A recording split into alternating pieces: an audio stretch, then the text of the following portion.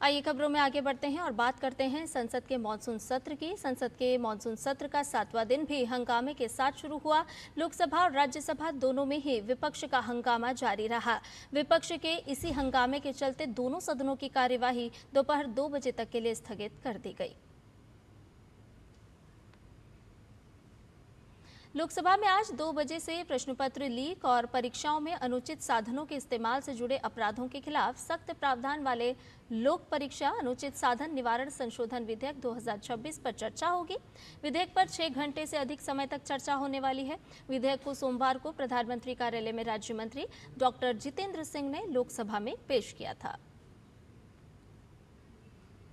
लोक परीक्षा अनुचित साधन निवारण संशोधन विधेयक 2026 के प्रावधान भी एक बार आपको बताते हैं, क्योंकि बहुत ही महत्वपूर्ण है। ये बिल हर राज्य में फास्ट ट्रैक कोर्ट का प्रस्ताव है इस विधेयक में। इसके अलावा फास्ट ट्रैक कोर्ट में विशेष अभियोजक नियुक्त करने का प्रावधान भी ये बिल करता है। साथ ही फास्ट ट्रैक कोर्ट के खिलाफ अपील सीधे हाई कोर्ट में की जा सकती है। हाईकोर्ट में 3 महीने के भीतर अपील का निपटारा करना होगा। तो विधेयक के जो महत्वपूर्ण प्रावधान हैं वो आपको बता रहे हैं। गंभीर मामलों की जांच एसटीएफ करेगी। पेपर लीक जांच 2 महीने में पूरी होगी। साथ ही आपको ये भी बताते हैं कि इस विधेयक से क्या क्या बदलने वाला है। 2024 के विधेयक में क्या था और 2026 के विधेयक के प्रावधान क्या कहते हैं। 2024 की बात करें, 3 से 5 साल तक सजा का प्रावधान इस कानून के तहत है, लेकिन 2026 में ये बदलता है। 2024 का विधेयक सेंट्रल इन्वेस्टिगेटिव एजेंसी के तहत है और 2026 का जो प्रावधान है यहाँ पर इसमें परिवर्तन देखने को मिलता है। जांच का समय सीमा तय नहीं थी 2024 के कानून में, लेकिन 2026 का विधेयक इसमें समय सीमा भी तय करता है। 2024 का विधेयक 4 साल तक परीक्षा से प्रतिबंध की बात कहता है, लेकिन यहाँ पर 8 साल तक प्रतिबंध लगाने की बात 2026 के जो संशोधित कानून लेकर के सरकार आई है, बिल लेकर के आई है, वो करता है।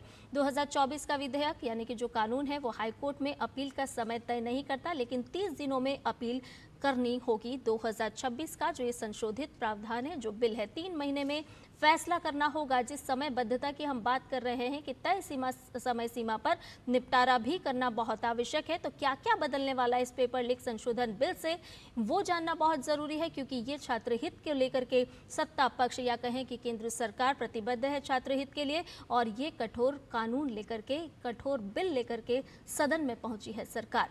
लोकसभा अध्यक्ष ओम बिरला ने आज कार्यवाही की शुरुआत में कॉमनवेल्थ गेम्स में पदक जीतने वाले खिलाड़ियों को बधाई दी। कॉमनवेल्थ गेम्स 2026 में भारतीय एथलीटों ने अब तक कुल 10 मेडल जीते हैं, जिसमें 2 स्वर्ण पदक शामिल हैं। 23वें राष्ट्रमंडल खेलों में भारत के पैरा खिलाड़ी सुश्री शर्मिला धनखड़ ने स्वर्ण पदक व सुश्री शिल्पा के शायल ने कांस्य पदक जीता है। श्री सर्वेश कुमार सारे, श्री वलूरी अजय बाबू, सुश्री ज्ञानेश्वरी यादव ने रजत पदक एवं सुश्री बिंदिया रानी देवी ने कांस्य पदक जीतकर इस प्रतियोगिता में भारत का गौरव बढ़ाया है। भारत की 18 वर्षीय क्वेश खिलाड़ी सुश्री अनाथ सिंह ने कनाडा में वर्ल्ड जूनियर स्क्वैश चैंपियन 2026 खिताब जीतकर ऐतिहासिक उपलब्धि हासिल की है। मैं सदन की ओर से देश की मान बढ़ाने वाले सभी खिलाड़ियों को उनके योगदान के लिए एवं टीम इंडिया कोच सबको, परिवारजनों को हार्दिक बधाई देता हूं, शुभकामनाएं देता हूं। वहीं उच्च सदन यानी कि राज्यसभा की कार्यवाही की बात की जाए तो राज्यसभा में भी आज 2 विधेयक चर्चा और पारित किए जाने के लिए सूचीबद्ध हैं। उच्च सदन में राष्ट्र गौरव अपमान निवारण संशोधन विधेयक 2026 और सूक्ष्म, लघु और मध्यम उद्यम विकास संशोधन विधेयक 2026 पर चर्चा की जाएगी। आपको बता दें कि उच्च सदन में राष्ट्र गौरव अपमान निवारण संशोधन विधेयक 2026, जिसमें राज्यसभा में 24 जुलाई को ये बिल पेश किया गया था। गृह राज्य मंत्री नित्यानंद राय ने इस बिल को पेश किया था। इस पर चर्चा आज के विधायी कामकाज में सूचीबद्ध है। विधेयक पर आज राज्यसभा में चर्चा होनी है। हालांकि राज्यसभा का जो शुरुआती घंटा था, पहला घंटा था, वो विपक्ष के हंगामे के चलते सुचारू रूप से नहीं चल पाया। इस बिल के पारित होने के बाद कानून में बड़ा बदलाव होता हुआ नजर आएगा, क्योंकि वंदे मातरम को राष्ट्रगान जैसा संरक्षण ये संशोधित विधेयक देता है। राष्ट्रीय गीत के अपमान पर कड़ी कार्रवाई का प्रावधान भी यहाँ पर किया जाता है।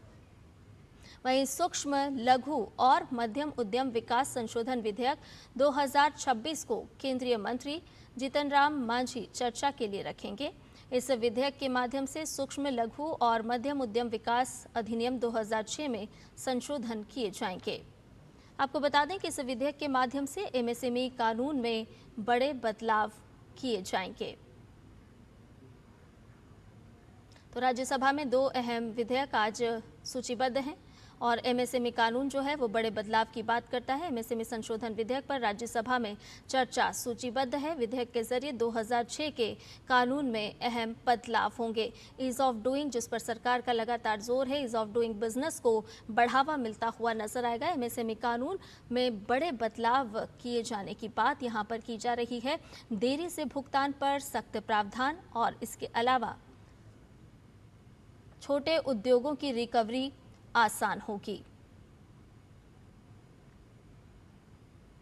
ऑनलाइन विवाद समाधान को बढ़ावा मिलता हुआ भी नजर आएगा। तो एमएसएमई कानून में बड़े बदलाव के लिए आज जो संशोधित बिल है वो चर्चा के लिए यहाँ पर समय सूचीबद्ध किया गया है। हालांकि हमने देखा कि राज्यसभा में अब 2 बजे से फिर से कार्रवाई की शुरुआत होगी। आज सुबह संसद की कार्यवाही शुरू होने से पहले एनडीए सांसदों की बैठक मंगल मिलन का आयोजन हुआ। इस बैठक में प्रधानमंत्री नरेंद्र मोदी ने हिस्सा लिया।